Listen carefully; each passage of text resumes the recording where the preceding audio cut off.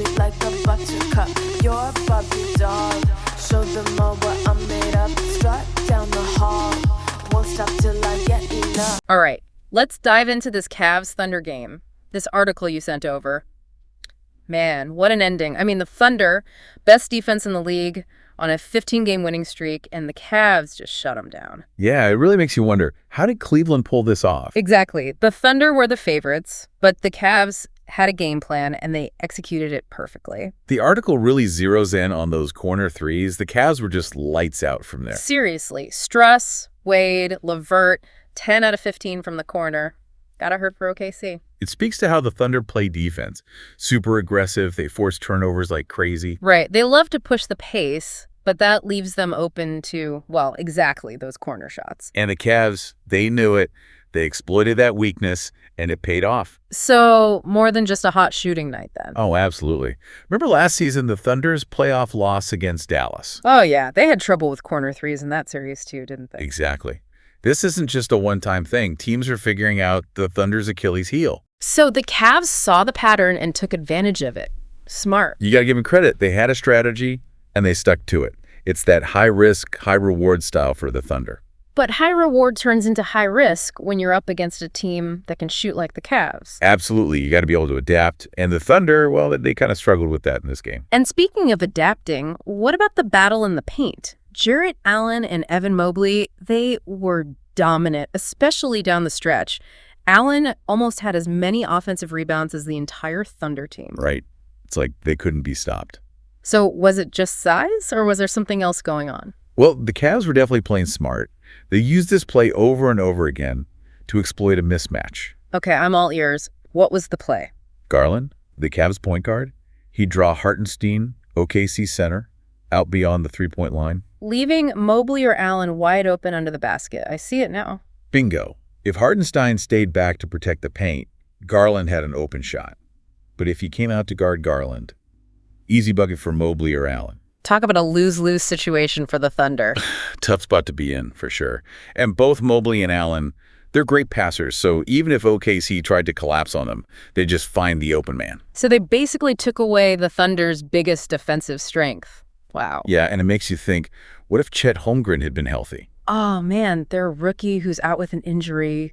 What a difference maker he could have been. Right. That defensive presence, his shot-blocking ability, he could have really changed the game. Yeah, that length and agility. He could have disrupted those plays, maybe even forced the Cavs to change their approach. Definitely a missing piece for the Thunder in this one.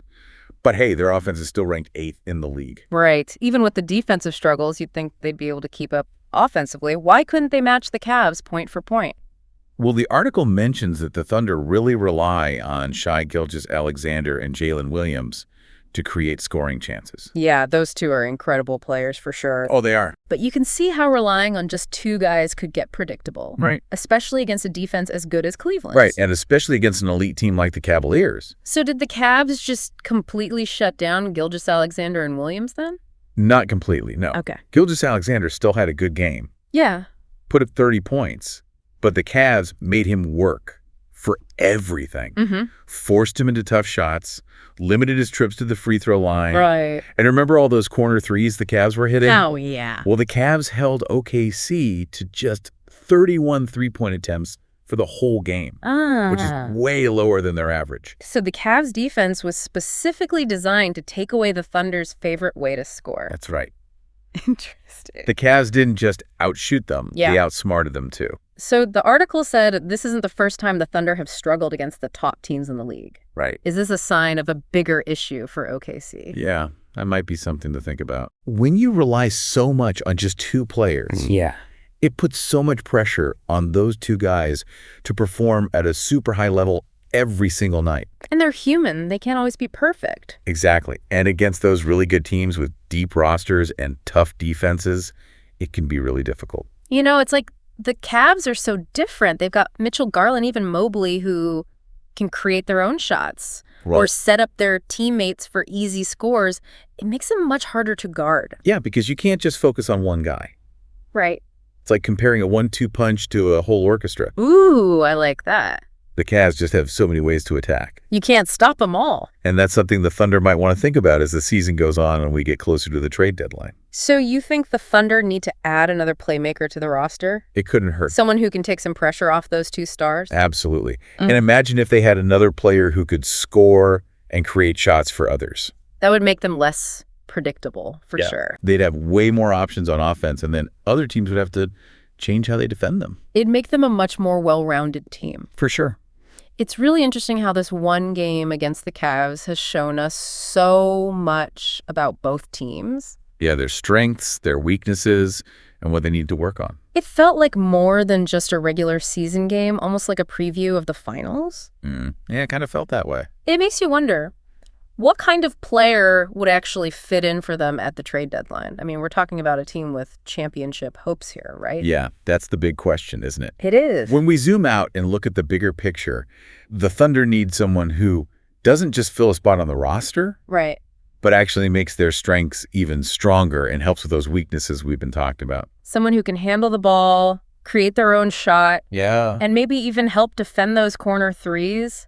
Man, that's asking a lot. It's like finding a unicorn. It is tough. Yeah, but I don't think it's impossible. There are a few different types of players they could look at. Like what? Well, they could go after a veteran point guard. Okay. Someone with great playmaking skills and, experience winning championships. Yeah, that'd be huge. They could help keep things calm when the game is close, make smart passes, hit important shots. A leader, someone to guide the team. Exactly. But they could also go a different way. Oh. They could go for a young scorer with a ton of potential. Okay. Someone who can grow with their core players. Yeah. A young guy with raw talent just waiting to break out. That'd be exciting. Both options sound good to me. It makes you think about what the Thunder are really trying to do. Do they want to win it all this year, or are they thinking more long-term? It's crazy how this one game against the Cavs has showed us so much about both teams and where they might be going. It really wasn't just a win or a loss. It was like a sneak peek at the future. It really was. It makes you think, what will the Thunder do at the trade deadline? Will they try to fix their defense against those corner threes? Those are the questions that keep us coming back for more writers. They do. So to everyone listening, we want to know, what kind of player do you think the Thunder should go after? What do they need to get to the next level? Think about their style of play, their strengths, and those big championship dreams. It's a choice that could change the whole NBA. Thanks for diving deep with us, and we'll catch you next time. Sound the alarm. I'm coming up. We'll have a ball. I'm sweet like a buttercup. You're a puppy dog. Show them all what I'm made of. Strut down the hall. Won't stop till I